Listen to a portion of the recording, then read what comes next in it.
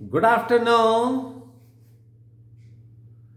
ఈరోజు 15వ తారీఖు నవంబర్ 2024.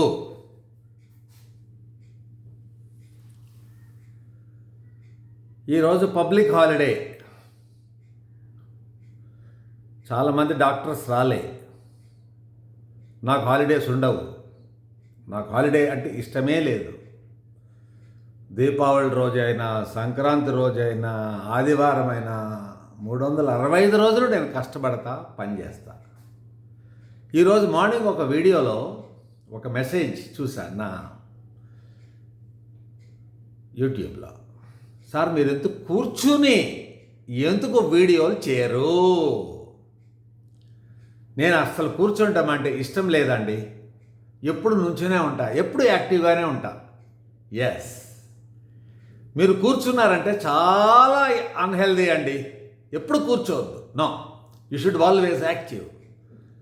అదే ఆరోగ్యం. సిగరెట్లు కాల్చేదానికంటే చెడ్డ కూర్చుంటాం. ఓకేనండి, క్లారిటీ ఇచ్చారు కదా. ఎస్, ఎప్పుడు యాక్టివ్గా ఉండండి. ఏ రోజు సెలవు పెట్టకండి. ప్రతిరోజు కష్టపడండి. Rest is rust.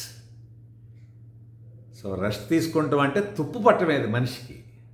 ఐరన్కి తుప్పు పడుతుంది కదంటే అలా మనిషికి కూడా తుప్పు పడుతుంది. యాక్టివ్గా ఉండండి. You will enjoy.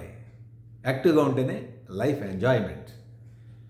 సో కొంతమంది నాకు వీడియోలో పెట్టారు, బ్రేక్ఫాస్ట్ మంచిది ఏంటి?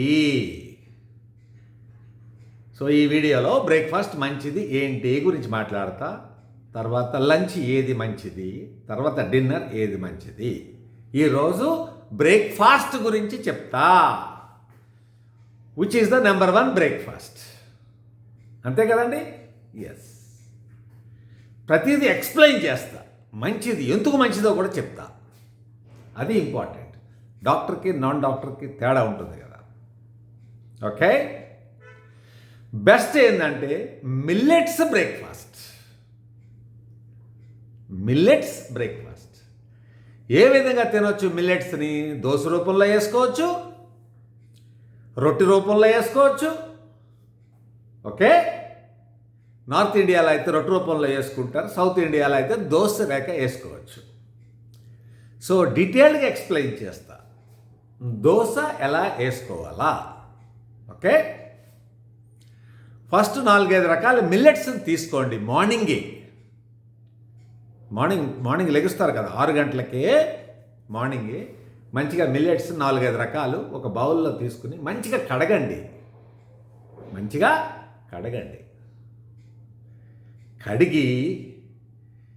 కడిగిన తర్వాత ఎక్కువ నీళ్ళల్లో నానబెట్టండి.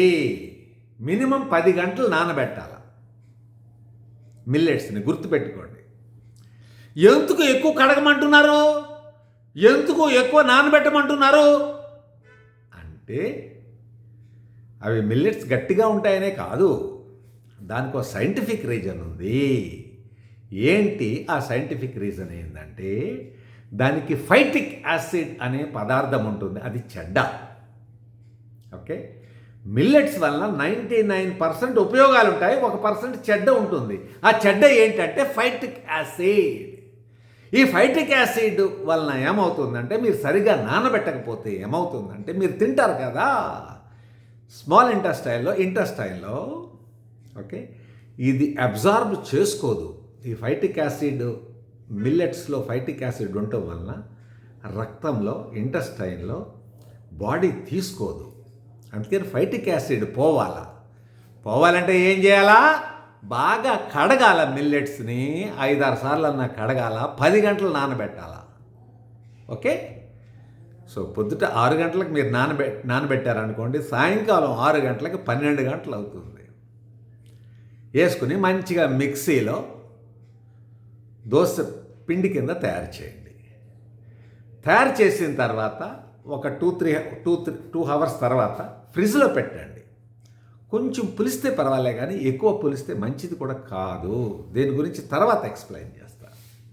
ఓకే, కొంతమంది ఏం చేస్తారు, పులిసింది 4-5 రోజులు తింటారు. మంచిది కాదండి. నో, ఎక్కువ పులటం కూడా మంచిది కాదు. కొంచెం పులిస్తే ఓకే, ఫ్రెష్గా తింటే ఇంకా మంచిది. సో ఫ్రిడ్జ్లో పెట్టేశారు రాత్రి. పొద్దుట దోశ కింద వేసుకోండి. కానీ జాగ్రత్తలు చెప్తున్నా, దోశ కింద వేసుకున్నప్పుడు ఎక్కువ ఉప్పు వేసుకోవద్దు. అలవాటు చేసుకోండి ఉప్పు తగ్గించటం. 1. 2, ఆయిల్ ఏ ఆయిల్ వాడతారు? మీ ఇష్టం వచ్చిన ఆయిల్ వాడకండి. నేను రికమెండ్ చేసేది ఎక్స్ట్రా వర్జిన్ ఆలివ్ ఆయిల్ మాత్రమే. ఇది మార్కెట్లో దొరుకుతుంది. అవకాడో ఆయిల్ కూడా దొరుకుతుంది, కానీ చాలా చోట్ల దొరకదు. ఇట్ ఇస్ ఎక్స్పెన్సివ్, చాలా ఎక్స్పెన్సివ్. మామూలు ఆలివ్ ఆయిల్ వాడకండి, ఎక్స్ట్రా వర్జిన్ ఆలివ్ ఆయిల్ వాడండి. EVOO, extra virgin olive oil. 1 litre 1000 రూపాయలు ఉంటుంది. అమ్మో, 1000 రూపాయలే? నీ ఆరోగ్యం కొరకు వాడుకోవా? పెళ్ళిళ్ళకి లక్షల కోట్లు ఖర్చు పెడతారు, ఫంక్షన్స్కి వేలు ఖర్చు పెడతారు. మీ ఆరోగ్యం కోసం మీరు కాపాడుకోరా? హాస్పిటల్లో అడ్మిట్ అవుతే ఎన్ని లక్షలు ఖర్చు అవుతాయి? ఒకసారి డయాబెటీస్ వస్తే ఎంత ఖర్చు అవుతుంది? ఒకసారి బీపీ వస్తే లైఫ్ లాంగ్ ట్యాబ్లెట్స్ వాడాలా? ఈ ఎక్స్ట్రా వర్జిన్ ఆలివ్ ఆయిల్ వలన చాలా ఉపయోగాలు ఉన్నాయి. నెక్స్ట్, దోశ ఎక్కువ మాడకూడదు. ఈ మాడితే నల్లగా తయారవుతుంది. ఆ నలుపే క్యాన్సర్ రావచ్చు. ఓకే, హైడ్రోకార్బన్స్ తయారవుతుంది. నల్లగా ఉంటుంది చూసారు, అదే క్యాన్సర్. హైడ్రోకార్బన్స్, దానివల్ల క్యాన్సర్ వస్తుంది. ఎక్కువ మాడొద్దు. బ్రౌన్గా ఉంటే ఓకే, నల్లగా కావద్దు. ఓకే, ఈ ఎక్స్ట్రా వర్జిన్ ఆలివ్ ఆయిల్కి ఎక్కువ పూఫా ఉంటాయి. మోఫా అంటే ఏంటి? PUFA means polyunsaturated fatty acids, monounsaturated fatty acids. MUFA 70% ఉంటుంది, పూఫా 10 to 15% ఉంటుంది.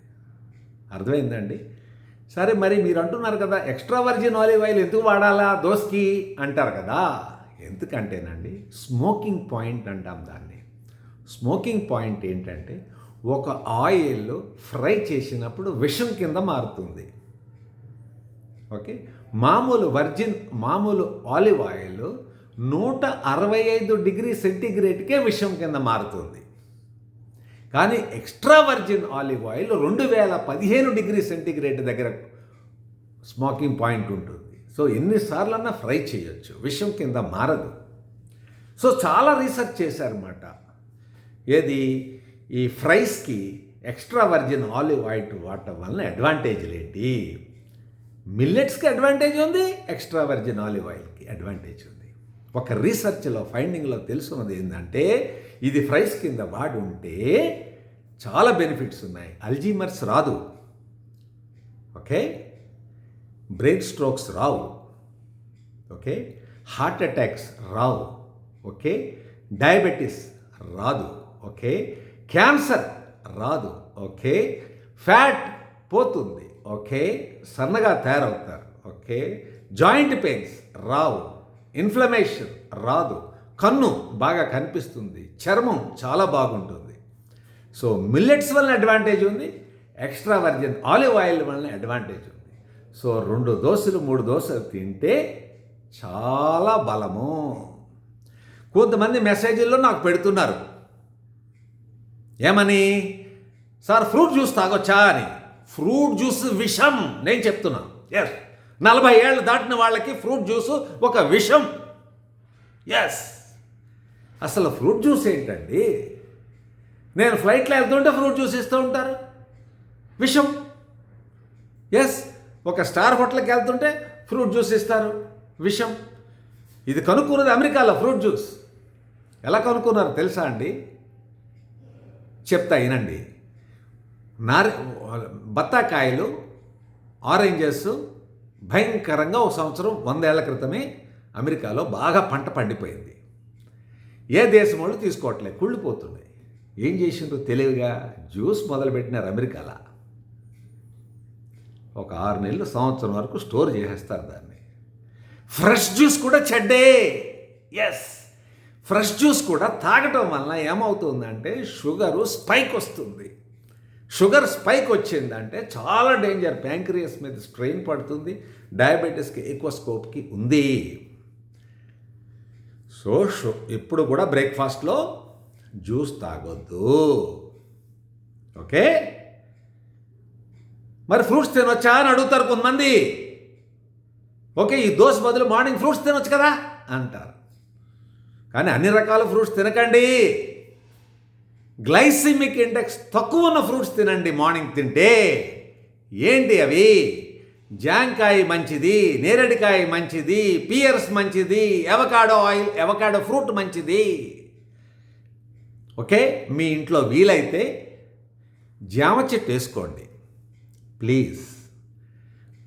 నేరేడు చెట్టు వేసుకోండి ప్లీజ్. అవకాడో ఫ్రూట్ పండించండి. వండర్ఫుల్ బటర్ ఫ్రూట్ అంటన్నమాట. దేవుడిచ్చిన వరం అది, ఆ ఫ్రూట్. అది కూడా మీరు పండించుకోవచ్చు. ట్రై చేయండి. పియర్స్ ట్రై చేయండి. సో నెక్స్ట్ క్లాస్లో ఒక్కొక్క ఫ్రూట్ గురించి కూడా చెప్తా ఉంటానండి. ఓకేనండి, ఆరోగ్యంగా ఉండండి. 100 ఏళ్ళు బతుకుదాం. ఎస్, యాక్టివ్గా ఉందాం. ఈరోజు పబ్లిక్ హాలిడే. హాస్పిటల్ కట్టేశారు, మా జిమ్ కూడా కట్టేశారు. జిమ్ ఓపెన్ చేసింది నేనే. Yes, I'm symbol of health. హెల్త్కి చిరునామా నేను. ఓకే, ఊరుకుంటానా? జిమ్ కట్టేస్తే రన్నింగ్ చేసి నా స్టేటస్లో పెట్టిన, వాట్సాప్లో పెట్టిన గ్రూపుల్లో. చూడండి ఎన్ని కిలోమీటర్లు పరిగెట్టాను అని. ఇంకొకటి రిక్వెస్ట్ చేశా, ముంబైలో మ్యారథాన్ ఉంది జనవరిలో. ముంబైలో మ్యారథాన్ ఉంది, మ్యారథాన్ రన్నింగ్ అంటే అబౌవ్ 40 కిలోమీటర్స్ రన్నింగ్ చేయాలా. ముంబైలో ఉంది జనవరిలో. ఎవరికైనా ఇంట్రెస్ట్ ఉంటే నాకు ఇన్విటేషన్ ఉంది, మిమ్మల్ని కూడా పంపిస్తానని చెప్పిన. Okay, have a good day. హెల్దీగా ఉందాం, ఆరోగ్యంగా ఉందాం. Okay, be healthy. Okay, don't compromise.